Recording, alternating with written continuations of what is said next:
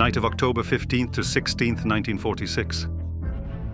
In the prison of the so-called Nuremberg Tribunal, which over the past year has tried the greatest Nazi criminals captured by the Allies after the end of World War II, the condemned await their sentences. At dawn, 11 of them are to be executed.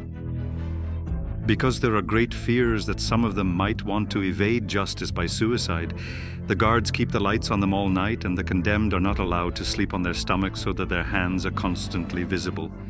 Nevertheless, at 10:44 p.m., one of them begins to wheeze suspiciously under the blanket, and before the guards can intervene, the man on the bed is dead.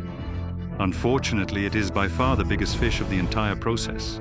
For many years, the man number 2 in the Nazi hierarchy, Hitler's deputy, the founder of the Gestapo, the Minister of Aviation, and the Reich Marshal Hermann Göring.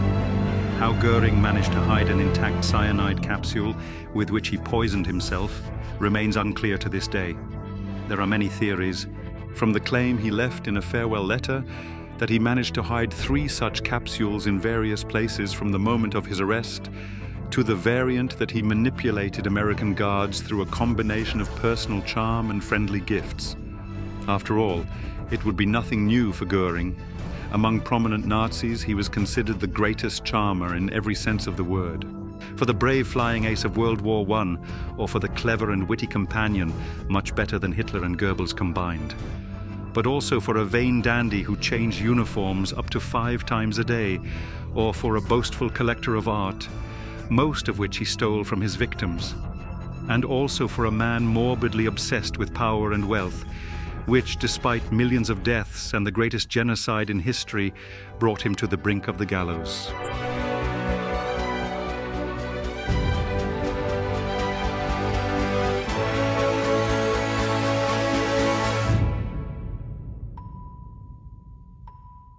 Göring's life is intertwined with several paradoxes.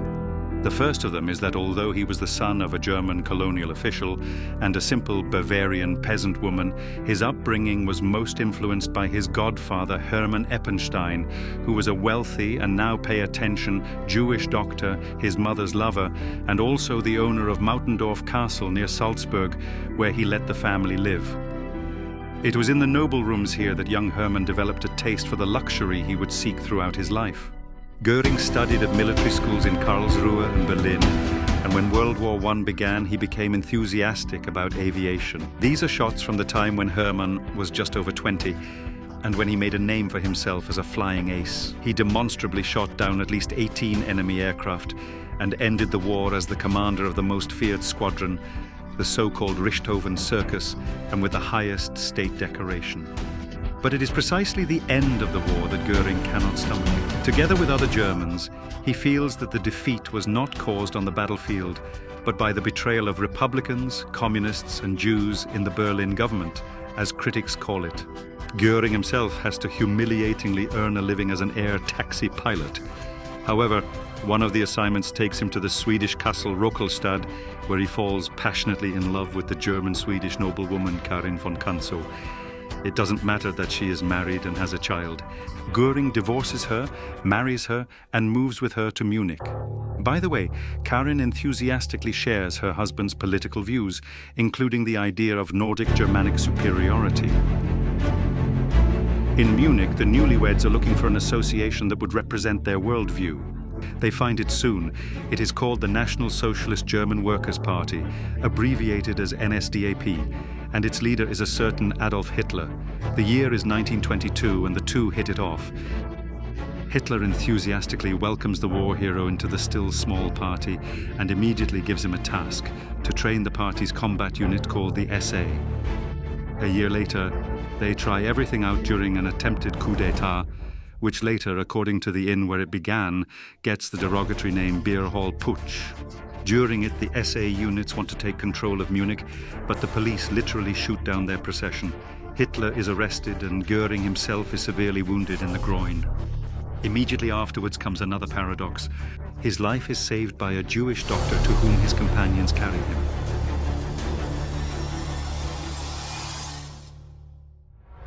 Göring spends the next 4 years in Austrian and Swedish exile, where Hermann licks his wounds. However, treatment involving the accumulation of high doses of morphine causes him severe addiction from which he will never recover. Sometimes he has such violent seizures that he has to be hospitalized and kept in a straitjacket. In 1927, however, he can finally return to Germany, where Hitler already has a new task for him. His goal now is to take power in the state legally through elections. And because Göring is very sociable and still has the aura of a war hero, he's put forward as a candidate in the elections. In 1928, at the age of 35, Göring becomes a member of parliament. The NSDAP only has 12 members so far, but that is about to change. A huge economic crisis is crushing Germany. The Nazis have simple and drastic solutions, and so within a few years they grow from just under 3% to 37%, and in the 1932 elections they win overwhelmingly. Hitler suddenly becomes Chancellor, and Göring his First Minister, and at the same time President of the Reichstag, that is the Speaker of Parliament. His path to power could not have been steeper. Let's pause for a moment on his personal life. He loved his wife Karin boundlessly, but she died at the age of 42 from a severe heart condition. After coming to power, he began to build something between a castle and a mausoleum north of Berlin. A luxurious complex which the Germans did not know was being built with state money, he named Karinhol. Soon after, he remarried actress Emmy Sonnemann and had his only child with her, a daughter named Edda, whose godfather, by the way, was Adolf Hitler. However, he still prefers to go to Karinhol. Here he lives the dissolute life of a modern-day pseudo-duke. He hunts game, indulges in morphine, parades in all sorts of uniforms and suits, gains up to 140 kilograms in weight, and is completely obsessed with collecting art. He just doesn't want to pay for it. He confiscated or stole most of the nearly 2,000 first-class pieces that he gradually amassed here from his enemies. But back to the Nazi expansion. Göring is at the center of everything. Year 1933. He assists in the mysterious Reichstag fire, after which the opposition is dispersed. Later, he will boast that he started the fire himself. In the same year, he is in charge of the creation of the new secret police, the Gestapo. In 1934, he plays a key role in the so-called Night of the Long Knives, during which the Hitlerites have the party opposition murdered. It is Göring himself who signs the list of members designated for liquidation, year 1935. It is again he who, as head of the Reichstag, proclaims the racist Nuremberg laws that will lead to the Holocaust. Eheschließungen zwischen Juden und Staatsangehörigen deutschen oder artverwandten Blutes sind verboten. At the same time, he is tasked with building a new air force, the Luftwaffe, which he then presents to Hitler at a spectacular parade. March 1938. During the occupation of Austria, he crosses the border as one of the first and proudly marches towards Vienna. September 1938. Footage from the Munich conference dividing Czechoslovakia shows how Göring delights in the new order. And finally, in 1941, he will also be the one to sign the order to Heydrich regarding the final solution to the Jewish question, that is, the plan for the systematic extermination of European Jews. Based on this order, the Wannsee Conference will be held in January of the following year, which will give the green light to the Nazi extermination camps. Today, it is one of the few surviving documents regarding the Holocaust that bears a specific signature.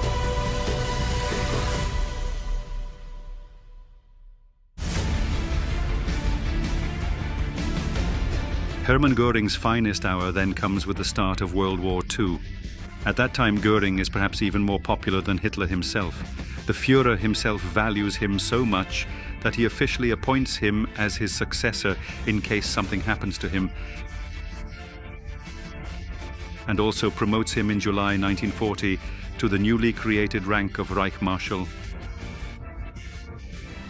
Göring, after all, cannot be a mere field marshal, which was the highest German rank. He simply wanted to have a nicer uniform than the others.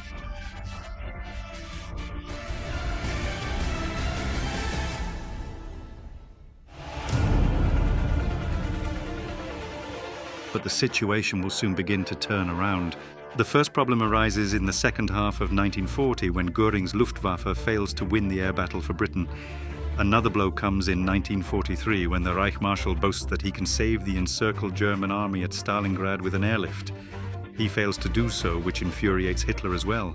Göring's position then worsens with each subsequent Allied bombing of Germany, which the decimated Luftwaffe no longer has the means to counter.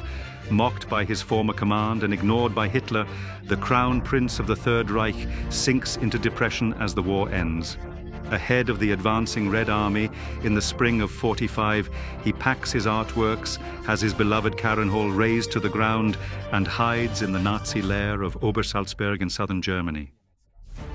Here on April 22nd, he receives the news that Hitler refuses to leave his Berlin bunker and plans to commit suicide there, which would mean that the command of the Reich would fall into Göring's lap. The new situation revives him, and a day later he sends Hitler this insensitively worded telegram, in which he informs him that if he does not receive any response from him by 10 p.m., he will consider him dead and will take command. The message infuriates Hitler. He appoints Admiral Karl Dönitz as his successor, strips Göring of all his functions, and issues an order for his execution. So he hides in the castle of his childhood, Mautendorf, in whose vicinity he also surrenders to the American army on April 28th. His arrest, captured on film, is a major event, as is the discovery of a train packed with stolen art. Göring also behaves like a star. Before the press, for example, he boastfully claims that the Allies should use his experience and popularity in the post-war reconstruction of Germany. However, they have no such plans.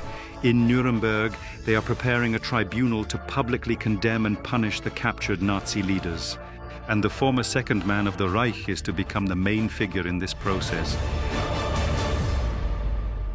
When the trial begins in November 1945, Göring, according to his body language, still does not realize the seriousness of the situation. He despises the court, condescendingly mentors the remaining defendants, and blames everything on others.